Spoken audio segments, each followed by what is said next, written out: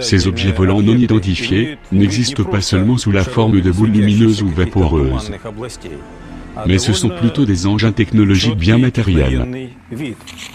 Les Américains se sont toujours intéressés à l'héritage techno-magique allemand. Il n'y a absolument aucun doute là-dessus.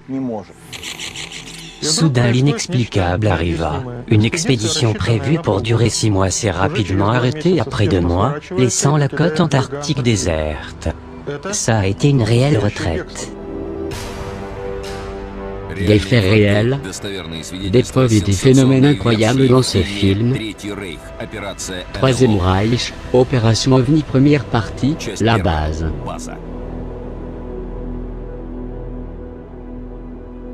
Au début de l'année 1947, une nouvelle expédition menée par l'Américain Richard Beer arrive sur les côtes de l'Antarctique. C'est une expédition très étrange. Contrairement aux 3 précédentes, celle-ci est entièrement financée par la US Navy, Opération Jump. C'était son nom de code. Sous le commandement de l'amiral Byrd, il y avait un puissant escadron militaire.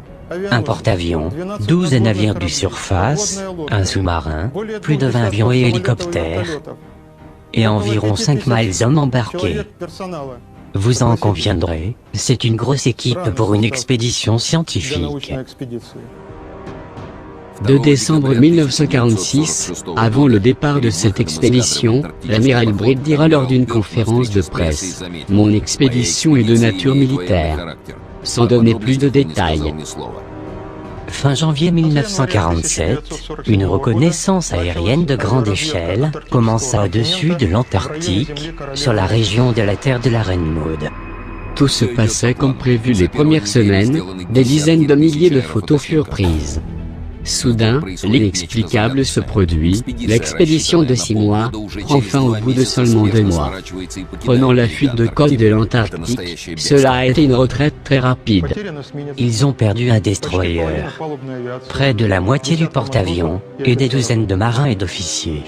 Aux membres de la commission d'enquête de Congrès, l'amiral Byrd dit ceci: dans le cas d'une nouvelle guerre, l'Amérique pourrait être attaquée par un ennemi ayant la capacité de voler d'un pôle à l'autre à une vitesse incroyable.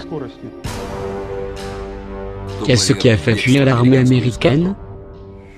En 1945, 18 mois avant que l'expédition de l'amiral Byrd ne débute, 2 sous-marins allemands entraient à Mar del Plata, un port en Argentine. Ce n'étaient pas des sous-marins ordinaires, ils provenaient de ce que l'on appelle le convoi du Führer.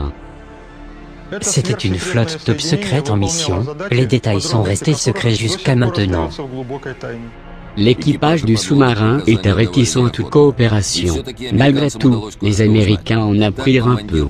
Le commandant du 530 parla de son implication dans une opération nommée Valkyrie 2. 2 semaines avant la fin de la guerre, U-530 quittèrent le quai en direction des côtes de l'Antarctique. Cela à bord de sous-marins.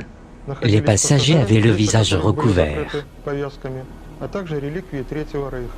Le commandant d'un autre U-boat, le U-boat 977, Heinz Schäfer, témoigna plus tard qu'il suivait aussi le même itinéraire.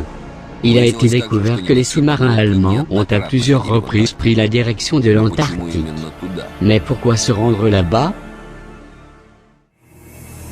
L'Antarctique découvert en 1820 par 2 explorateurs russes, GELONKSCHMERZ2N et Lazar, désolé pour mon accent russe un peu rouillé. Depuis lors, ce mystérieux continent, plus grand que l'Europe, continue d'attirer les explorateurs tel un aimant. Cependant, les 10 mètres de falaise en glace des rêves rendit le continent inabordable durant de nombreuses années. Pendant près d'un siècle, l'Antarctique est restée non explorée. Seules les délimitations des côtes étaient marquées sur les cartes.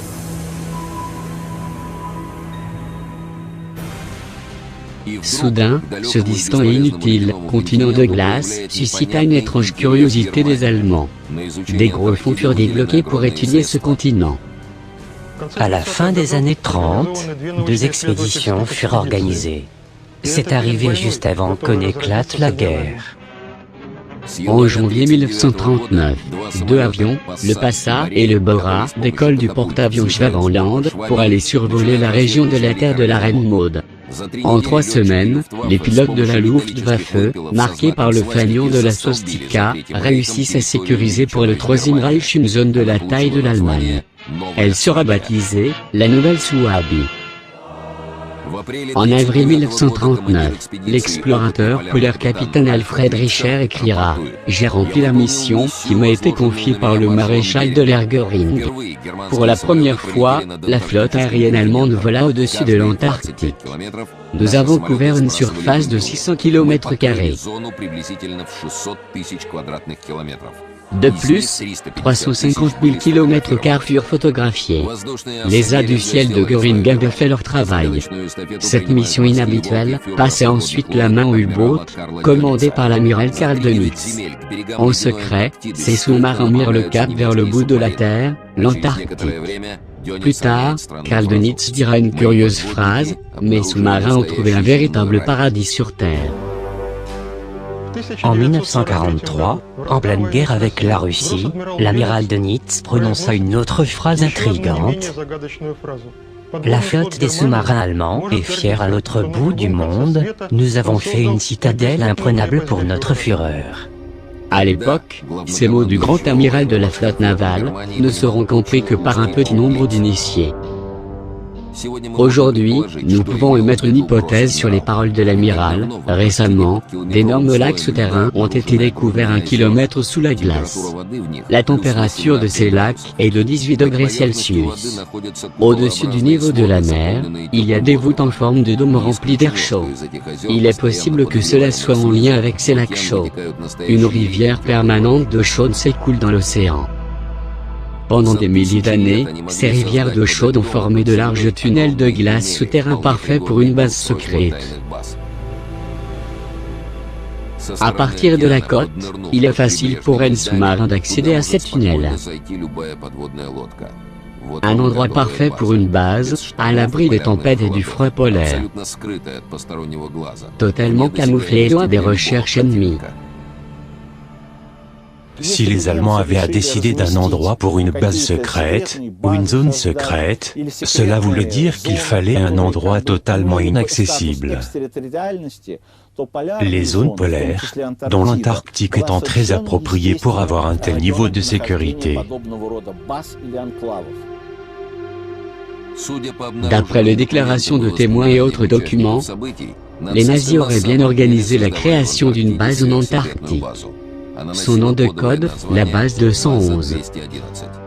En début 1939, des voyages réguliers étaient effectués entre l'Allemagne et l'Antarctique dans un navire de recherche spécialement équipé, nommé le Swabia. Des équipements de construction minière et autres machines, incluant des rails, des camions et des foreuses géantes, furent transportés dans les terres de la Reine Maude. En même temps, scientifiques, ingénieurs et ouvriers hautement qualifiés furent menés sur place. Pourquoi l'Allemagne avait-elle besoin d'une base secrète? Il y a plusieurs hypothèses. Certains pensent qu'il s'agissait d'une volonté de contrôler les mers du Sud. D'autres que les Allemands étaient attirés par les vastes ressources naturelles, comme l'uranium, essentiel pour les armes de destruction massive. Beaucoup ont supposé qu'en cas de défaite, l'Antarctique serait un refuge idéal pour l'élite du Troisième Reich. En 1942, le transfert d'habitants à la Nouvelle Swabia commença, incluant scientifiques, ingénieurs, membres et représentants du parti nazi et du gouvernement allemand. Certaines technologies industrielles secrètes seront aussi transférées d'Allemagne.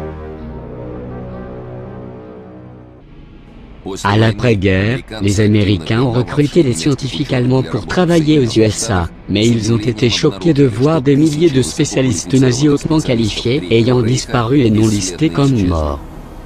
Plus de 100 sous-marins avaient également disparu, jamais retrouvés. Il est clair que les Américains ont obtenu des informations concernant l'héritage des nazis, son potentiel technologique, par rapport à ces chercheurs, ces ingénieurs, ayant été évacués d'Allemagne, et naturellement sur cette zone polaire, l'Antarctique, devenue le centre de leur attention. Il y a aussi ces témoignages de sous-mariniers allemands aux autorités d'Argentine. Tout cela avait semble-t-il beaucoup alarmé les Américains. À la fin de 1946, le célèbre explorateur polaire, l'amiral Richard Byrd, reçoit l'ordre d'aller détruire la base nazie en Antarctique.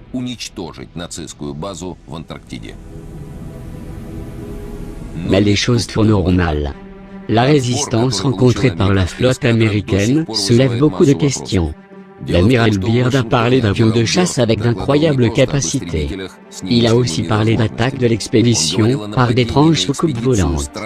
Elles émergeaient de l'eau à très grande vitesse, causant beaucoup de dégâts à l'expédition.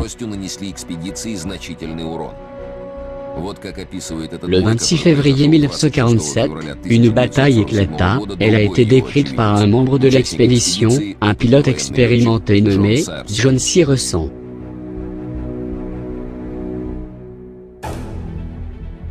Ça sort de l'eau à la verticale comme une furie, se glisse entre les mâts du navire à une vitesse folle telle que l'air perturbe nos antennes radio. Je n'avais pas le temps de cligner des yeux. 2 corsaires de Casablanca ont été descendus par un mystérieux rayon tiré de l'avant de ces soucoupes volantes, ce qui les fit plonger dans l'eau, à proximité du navire. À ce moment-là, j'étais sur le pont du Casablanca et je l'ai vu comme vous me voyez maintenant. Je ne comprenais pas, ces objets étaient silencieux, ils flottaient entre les navires, telle une bête satanique crachant un feu mortel. Soudain, j'ai vu le destroyer Murdoch, qui était à peu près à 120 pieds de là, il était en flammes et il a commencé à couler. Malgré le danger, les secours et les canaux de sauvetage furent immédiatement envoyés sur le site. Le cauchemar a duré environ 20 minutes. Lorsque les soucoupes ont replongé sous l'eau, nous avons évalué nos pertes. Elle était terrible. À qui appartenaient ces soucoupes volantes? Serait-ce aux nazis? Deuxième partie, Ahnenerbe, l'héritage ancestral. Après la guerre, dans les archives secrètes nazies, des dessins et des photos intrigants ont été découverts. Cela prouve que les scientifiques allemands étaient engagés dans le développement d'avions en forme de disque. À cette époque, rien de tel n'existait. Comment les nazis avaient-ils réussi à faire un réel bond scientifique? Société Ahnenerbe, la plus mystérieuse organisation du Troisième Reich. Aujourd'hui encore, les services secrets des grandes puissances cherchent à en connaître les secrets. Mais pourquoi? C'est simple, il s'agit de la seule structure historiquement connue engagée dans l'occultisme et la mystique dont l'État prend en charge le financement. Aucune organisation au monde n'avait à ses dispositions et un tel volume de données, une telle influence sur le développement de technologies occultes que l'Ahnenerbe. Les fondateurs de l'Ahnenerbe viennent des plus hauts rangs du Troisième Reich. Les recherches sur le savoir occulte et les phénomènes paranormaux, faites par l'Ahnenerbe, reçurent la bénédiction du SS Reichsführer Himmler, qui n'a pas seulement agi de sa propre initiative, mais aussi par les instructions d'Adolf Hitler. Officiellement, la société a été fondée en 1935, elle avait pour but l'étude des racines historiques de la nation allemande. Ahnenerbe signifie « l'héritage ancestral ». Cependant, les sujets intéressants de cette société dépassaient la simple étude de l'histoire germanique. Les leaders du Troisième Reich comprirent que la taille d'une armée n'était pas un critère pour gagner une future guerre. Ils ont donc alors adopté ce que l'on appelle le concept de supériorité qualitative. Ainsi, une guerre pourra être gagnée avec moins de forces quantitatives, mais en utilisant des forces hautement qualitatives. Pour leur fournir cette supériorité qualitative, l'Ahnenerbe s'est spécialisée dans l'occultisme non traditionnel et les connaissances paranormales. Ceci afin de réaliser une percée dans un domaine où les adversaires n'étaient pas compétents. L'idéologie nazie était basée sur la théorie que dans le passé, il y avait une puissante civilisation sur Terre qui avait accès aux secrets de l'univers. À certains endroits, ces connaissances ont été inscrites pour être préservées. Elle était chargée de relancer le superhumain en Allemagne, dans leur rôle de descendants des anciens Aryens. Ils s'intéressaient beaucoup à l'Atlantide, leurs scientifiques croyaient que la race aryenne provenait de là-bas. Donc l'Allemagne était l'héritier légitime du savoir technologique de l'Atlantide. La légende dit qu'il s'y trouvait des navires géants et des véhicules volants, alimentés par une force inconnue. En cherchant sur le savoir supérieur, sur l'histoire des civilisations, le berceau de la civilisation, il prétendait qu'il y avait une origine germanique, et que toutes les civilisations du monde avaient des racines germaniques. Les recherches de la Nénerbe avaient débuté juste avant la guerre. Il ne fait aucun doute que les membres d'Annenerbe disposaient d'une incroyable carte, découverte par des historiens en 1929. Cette carte a été tracée au début du XVIe siècle par le fameux amiral turc, Piri Reis. Ce qui est choquant, c'est comment cette carte détaille la côte de l'Antarctique. C'était 300 ans avant la découverte officielle de ce continent. Sur la carte, les notes de l'amiral précisent qu'elle provient de plusieurs sources, certaines d'au moins 300 ans.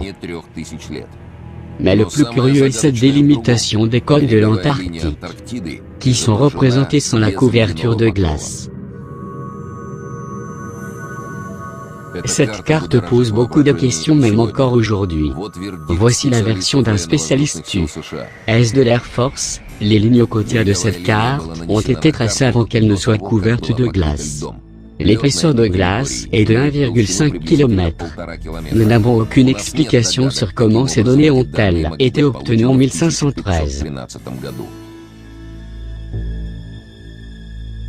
Les experts internationaux ont fait des examens approfondis de cette carte, et ont conclu qu'elle était plus précise que les cartes du XXe siècle. Les analyses sismiques confirment le fait que jusqu'à récemment, les scientifiques étaient ignorants, certaines des montagnes, autrefois considérées comme un massif unique, seraient en réalité des îles séparées, comme indiqué sur cette ancienne carte. Il y a 70 ans, on peut imaginer l'impact qu'a dû avoir la carte de Piri Reis sur les fondateurs de la théorie de la race aryenne. C'était un espoir apporté à la recherche sur la technomagie de l'Atlantide. Une hypothèse est que l'Antarctique serait l'ancienne Atlantide, recouverte par la glace, suite à un déplacement des pôles. Lorsqu'ils ont appris l'existence de cette carte, ils ont aussi réalisé qu'un savoir secret pouvait être stocké quelque part, mais où? Une expédition secrète de la Nénerbe débuta pour trouver ses reliques et ses manuscrits à travers le monde, du Tibet à l'Amérique du Sud. Ils recherchaient particulièrement les archives des chevaliers templiers, disant qu'ils avaient visité l'Amérique bien avant Christophe Colomb. Apparemment, les templiers disposaient de manuscrits secrets, similaires à la carte de Piri Reis. Cela suggère qu'ils savaient quelque chose de vital à propos de l'Antarctique. Sur les territoires occupés, les unités spéciales de commando SS retiennent les archives et les bibliothèques. La Nénerbe confisque les bibliothèques des facultés théologiques et des sociétés secrètes dès qu'elle a pu. La Nénerbe a collecté une vaste bibliothèque. Selon un bibliothécaire d'une des bibliothèques de Postansky, en mars 1945, il a assisté à l'approche des troupes soviétiques de l'Allemagne. La Nénerbe a alors évacué sa bibliothèque, emportant environ 140 000 volumes. Le catalogue de la bibliothèque devait être très intéressant. Il est possible que la Nénerbe ait trouvé quelque chose de très intéressant sur l'Antarctique. Ils ont fait l'étude de ce continent, un de leurs buts principaux. En fait, les SS cherchaient une connaissance spécifique. La coupe du Graal, combinée avec la Saint-Lance, ouvrirait la voie pour la domination mondiale. Hitler prit connaissance de cette légende avant la Première Guerre mondiale. La flèche de la destinée est conservée au musée de Vienne. Hitler a possédé la flèche en 1938, après que l'Allemagne annexa l'Autriche. Pour contrôler le monde, il avait encore besoin de la coupe du Graal. En combinant la flèche légendaire, symbole du principe actif mâle et de la connaissance scientifique, avec la coupe symbole du principe actif féminin et de la sagesse. C'était là l'idée dominante qui préoccupait l'élite du Troisième Reich. Pour fusionner les dernières découvertes scientifiques avec des siècles d'anciens savoirs, même en absence d'explications rationnelles. Cela aurait pu être une idée attractive et productive. Si ce n'était pas le but, les nazis poursuivirent en tout cas leur tentative de règne sur le monde, pour réduire en esclavage sous le joug de la race supérieure. Cela en utilisant un savoir et une technologie occulte. D'après certaines recherches, la Nénerbe employait une certaine élite, principalement de grands scientifiques et des centaines de membres de plus de 50 universités. La Nénerbe était engagée dans l'étude des mathématiques, l'astronomie, la génétique, la médecine, mais aussi dans le développement d'armes non conventionnelles, et également dans les méthodes d'influence psychologique des masses. Ils ont exploré les sciences occultes, religieuses et les pratiques mystiques, les facultés paranormales de l'humain. La Nénerbe était sérieusement engagée dans ses recherches. La preuve factuelle pour cela sont les directives de la Nénerbe données par ses gestionnaires, dont Himmler, avant la guerre de 1939. Des études concernaient les facultés paranormales des employés de la Nénerbe. Ces études ont été archivées dans des dossiers personnels. Lorsque la guerre débuta, les officiers avec ces facultés paranormales, ainsi que d'autres qui faisaient preuve de facultés paranormales, furent fusionnés dans un département spécial de la Nénerbe. Malheureusement, il n'y a pas d'archives sur quoi travailler ce département, et plus important, sur les résultats qu'ils auraient obtenus. Un des objectifs principaux poursuivis par les experts de la Nénerbe était d'utiliser les facultés paranormales pour contacter l'être inconnu, ou l'étranger, comme ils les appelaient. Le but étant d'accéder à une haute technologie extraterrestre, et à l'ancien savoir des civilisations terrestres sur certaines technologies. Cela avait déjà eu lieu. Troisième partie, les sous-types.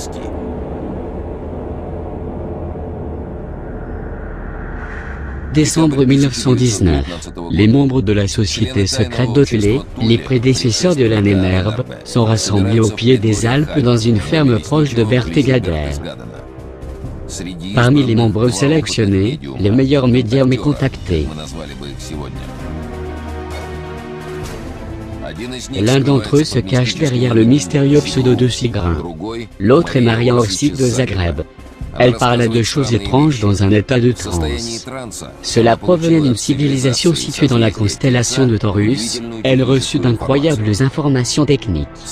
Cela ne choqua personne mais au contraire, attira beaucoup l'intérêt. Car cela concernait la construction d'un engin volant inhabituel, pouvant altérer l'écoulement du temps autour de lui. Une étape dans le rêve de cette société secrète. Une machine à remonter le temps pouvant pénétrer profondément l'histoire. Obtenir ainsi la connaissance des anciennes grandes civilisations. Ici vous voyez le dessin d'un avion, avec la signature du mondialement connu, le scientifique inventeur allemand, Victor Schauberger. Cette connaissance médiumnique a été transmise aux scientifiques pour une traduction technique claire pour l'ingénierie. En 1922, le premier modèle a été construit. L'engin possède 3 disques parallèles. En marche, les disques supérieurs et inférieurs tournent en sens inverse, créant ainsi un puissant champ magnétique avec un effet d'antigravité. Ce système ne permet pas seulement de flotter dans l'air, mais déforme aussi la structure du temps autour de l'appareil. On peut penser qu'il s'agit du prototype des futures soucoupes technomagiques, basées sur des principes de vol non classiques. Ces super-disques ont été développés par une unité spéciale d'SS, connectée à la Nénerbe. Deux idées basiques hantaient l'esprit des élites de l'Allemagne nazie. La première est la création d'un humain supérieur. La seconde est la maîtrise de l'énergie technomagique. Cela n'inclut pas seulement la possibilité de maîtrise de l'énergie nucléaire, mais aussi, bien sûr, les systèmes de disques volants créant fondamentalement un nouveau type de technologie volante.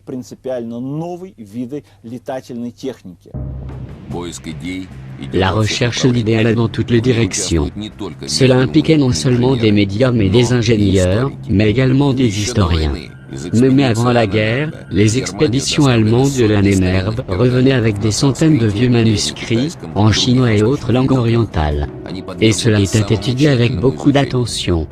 Werner von Braun, un pionnier de l'ingénierie spatiale, dira plus tard, « Nous avons beaucoup appris dans ces manuscrits. »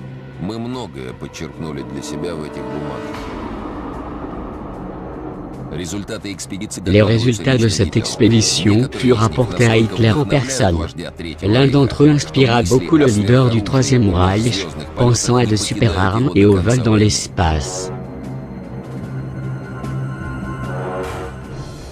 Les concepteurs firent de leur mieux, mais la connaissance sur les principes de rotation et de l'antigravitation de ces super-disques était insuffisante. Un moteur était nécessaire et il ne l'avait pas. La technologie est malheureusement très en retard sur ces idées avancées.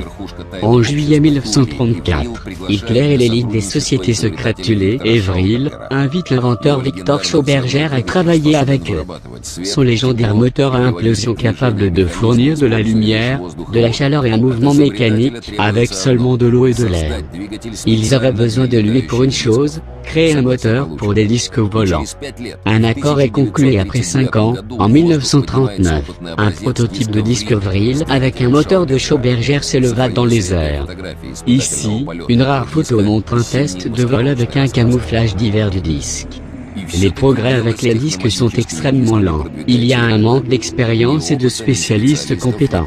Ils ont été forcés de prendre des décisions extraordinaires, pour développer le super-disque. Son Bureau 13 a été introduit. Cette unité spéciale de recherche scientifique DSS s'était engagée dans divers projets très délicats, comme l'étude des ovnis. Même avec les meilleurs scientifiques et les meilleurs pilotes, le projet tomba à l'arrêt, sans jamais redémarrer. Tout était top secret. J'ai parlé avec un professeur allemand, Hermann Aubert, un homologue de notre Tsiolkovsky. Il a été l'enseignant de Werner von Braun, et je l'ai interrogé sur les soucoupes volantes. Il a répondu, « Oui, j'en ai entendu parler, j'ai une certaine connaissance là-dessus, mais les SS ont supervisé cela et nous ne pouvions pas savoir à quoi nos collègues de Berlin étaient occupés. »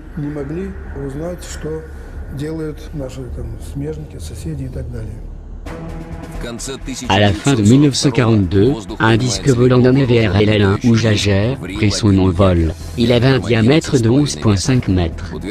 Il est allégué qu'avant la fin de la guerre, 17 types de soucoupes furent construites. Mais il faut se méfier de telles déclarations.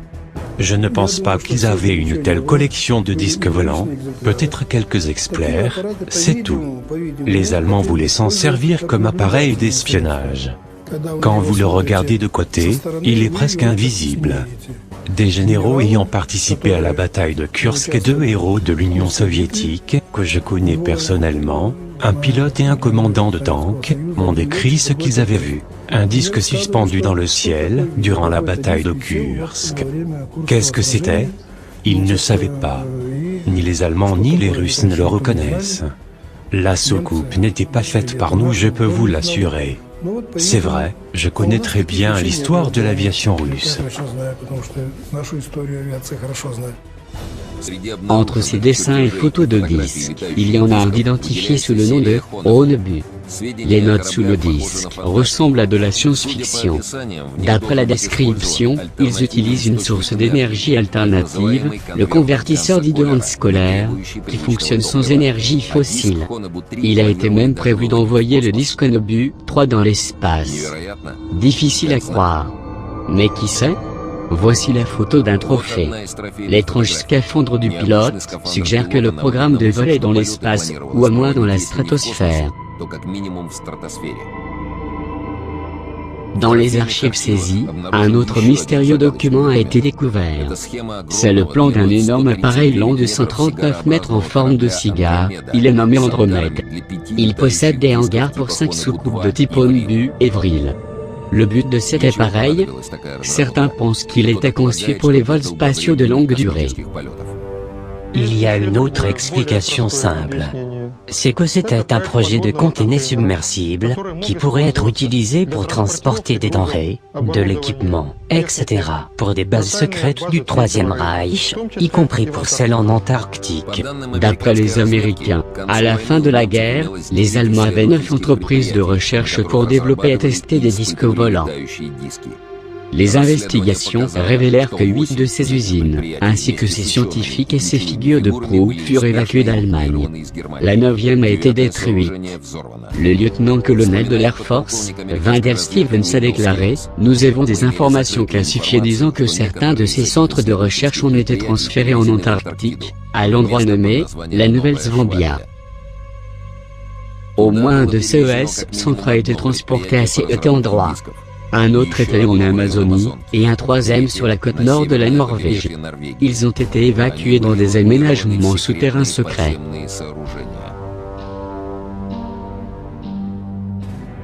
Mais le Troisième Reich n'avait pas assez de temps pour implanter un tel plan. Il semblerait qu'à la fin de guerre le développement des disques technomagiques n'ait jamais atteint un niveau de production industrielle. Les disques observés en Antarctique en 1947 ne sont probablement pas les mêmes disques. Peut-être étaient-ce des disques allemands volant sur les principes classiques.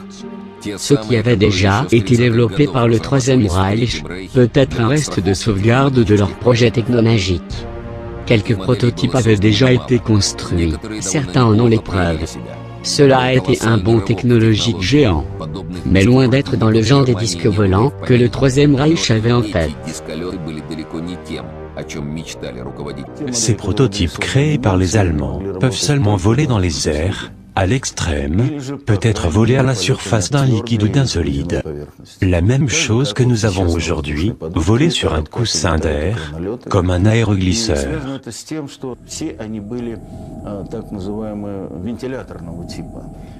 C'est la raison pour laquelle ils avaient tout type d'objets volants à ventilateur. Elles avaient un avantage sur les appareils volants conventionnels, ces soucoupes ne peuvent pas partir en vrille, elles sont très faciles à utiliser, mais non conçues pour les grandes vitesses et d'une très mauvaise qualité. Un des prototypes les plus avancés, le disque nommé Ballonzo, a été testé pour la première et dernière fois à côté de Prague le 14 février 1945. Son élévation s'effectue par un moteur silencieux créé par Victor Schauberger. Les rapports disent que le disque sans pilote s'est élevé à 15 km en 3 minutes, avec une vitesse horizontale de 2200 km/h. Le disque pouvait rester suspendu dans l'air, et voler d'avant en arrière sans avoir à se retourner. Un succès? Absolument. Mais la guerre était à ce moment-là arrivée sur le territoire allemand, n'attendant pas l'occupation de l'Allemagne, les nazis détruirent tout prototype d'engin non conventionnel, qu'ils ne pouvaient pas évacuer. Le seul exemplaire du Ballonzo fut aussi détruit. Le développeur de son moteur, Victor Schauberger, dira plus tard, le modèle testé en février 1945 a été construit avec la collaboration des ingénieurs mondiaux sur la combustion du camp de concentration de Mauthausen. Ensuite, ils sont retournés au camp pour eux, c'était la fin, c'est Keitel qui a fait détruire le disque. Donc ces beaux dessins illustrant le disque volant devant l'Antarctique est un fantaisie de l'artiste. D'autres dessins et photos sont suspects. Ils ont été faits pour tester une partie des prototypes avec certains paramètres. Ou ils étaient présentés aux autorités pour obtenir des fonds.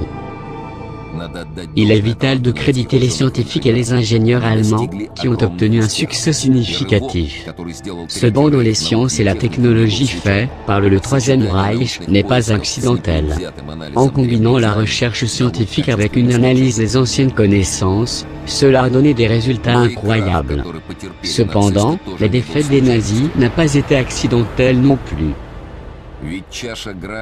La Coupe du Graal n'est pas seulement un symbole de l'ancien savoir, mais aussi un code moral vieux de plusieurs siècles. Un code que les nazis ont délibérément rejeté.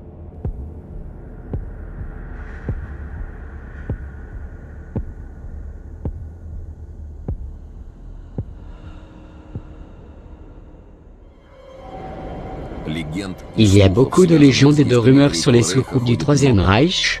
En complément de ces histoires, il y en a d'autres qui racontent le vol de ces disques au-dessus des eaux de l'Antarctique en 1947. En ce qui concerne ces soucoupes, émergées des eaux dans les années 40, d'après certains témoins, et aujourd'hui, l'observation filmée de certains voit émergeant de mer, d'océans ou de lacs. Je suis sûr qu'en 1947, les Allemands ne disposaient pas de cette technologie, ni d'ailleurs aucun autre pays au monde. Mais si ce ne sont pas les Allemands qui ont attaqué l'expédition des Américains en 1947, qui est-ce donc? Quatrième partie, le portail de l'Antarctique. Des soucoupes lumineuses émergeant de l'eau, des sphères, des cigares, dans cette zone polaire, ce ne sont pas des faits inhabituels. Les pays du Nord, l'Amérique centrale et du Sud, l'Australie, l'Afrique du Sud, partout des ovnis sont observés. La marine russe reçoit régulièrement des rapports sur ces phénomènes.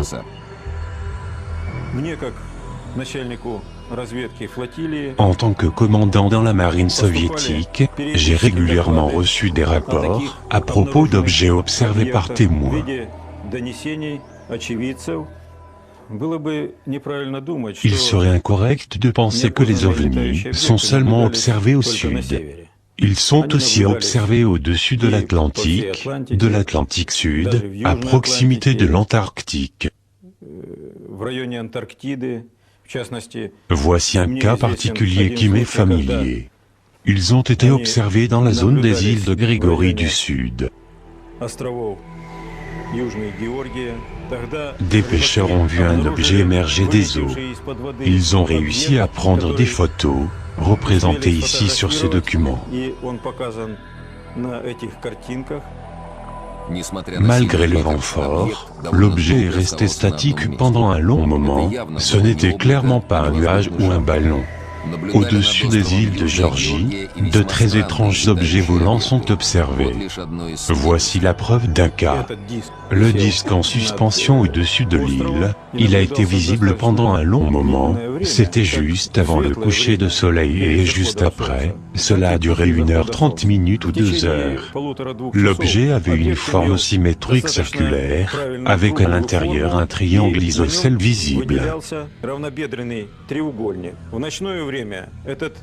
La nuit tombée, le triangle n'était pas seulement éclairé, mais on observait des lumières à la base de 2 angles, comme s'il y avait des moteurs. Cependant, l'objet est resté immobile en permanence. L'observation de cet objet a eu lieu en 1979. 3 années auparavant, en 1976, des chercheurs japonais avec leur équipement ont détecté 19 objets ronds, qui occupaient l'espace en Antarctique, et qui disparurent des écrans. Qui étaient-ils et où allaient-ils?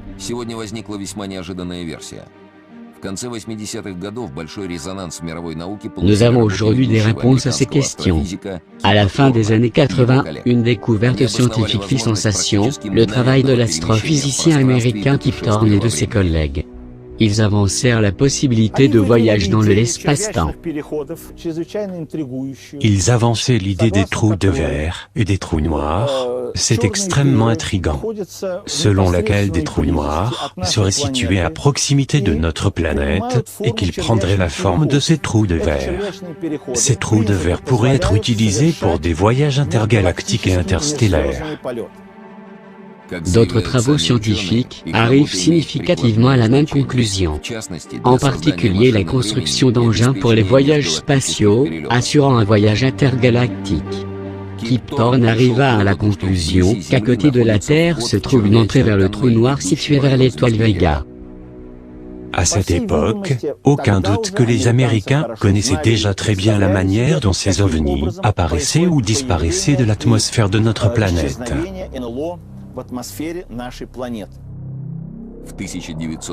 En 1992, débuta en Alaska la construction d'un puissant complexe de radioélectronique nommé HAARP officiellement, c'est pour l'étude de la ionosphère et du système de défense.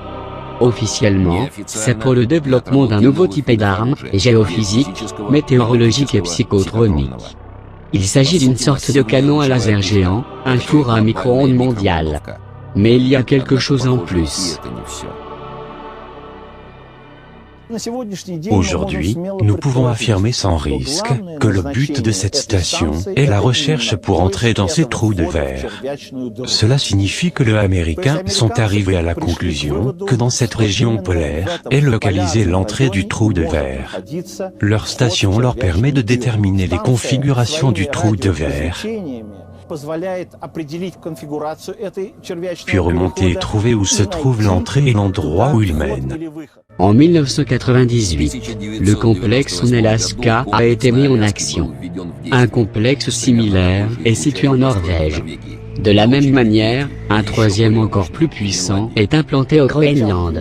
Au début des années 90, les capacités techniques limitaient l'exploitation à un seul site, celui du portail en Alaska, qui est une entrée et une sortie, pour observer les mouvements d'OVNI sur notre planète. Il n'y a pas besoin d'installer des centres d'observation sur le territoire US ou ailleurs. Le contrôle d'un seul portail est suffisant. Cependant, la Terre possède deux pôles. Quel est le rôle de chacun des deux en ce qui concerne cette théorie? Par exemple, ils les utilisent tous les deux pour l'entrée et la sortie par l'Alaska, ou utilisent le portail pour entrer et sortent par l'Antarctique et vice-versa. Par l'Antarctique, les ovnis émergent dans l'atmosphère de notre planète, et par l'Alaska, le portail nord, ils quittent la planète. La théorie de l'effet tunnel ne contredit pas le fait que le pôle nord de la Terre serait une entrée et le pôle sud, une sortie, ce qui relie notre planète avec d'autres planètes et étoiles à un niveau énergétique affirmatif.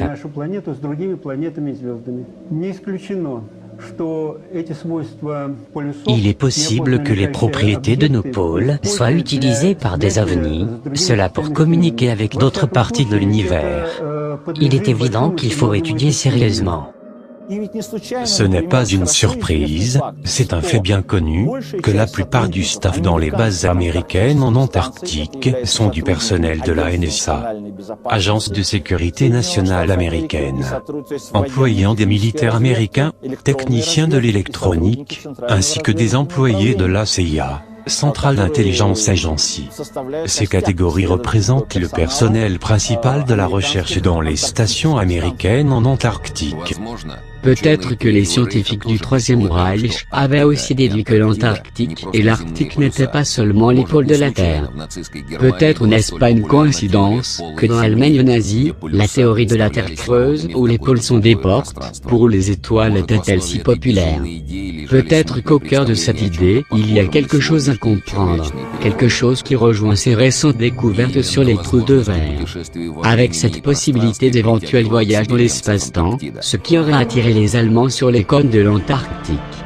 Le sixième continent continue de garder ses secrets. De nouvelles questions arrivent, et à travers les années, la liste est longue. Qu'en est-il des recherches sur les soucoupes volantes? Se sont-elles arrêtées après la guerre? Ou continuent-elles encore aujourd'hui?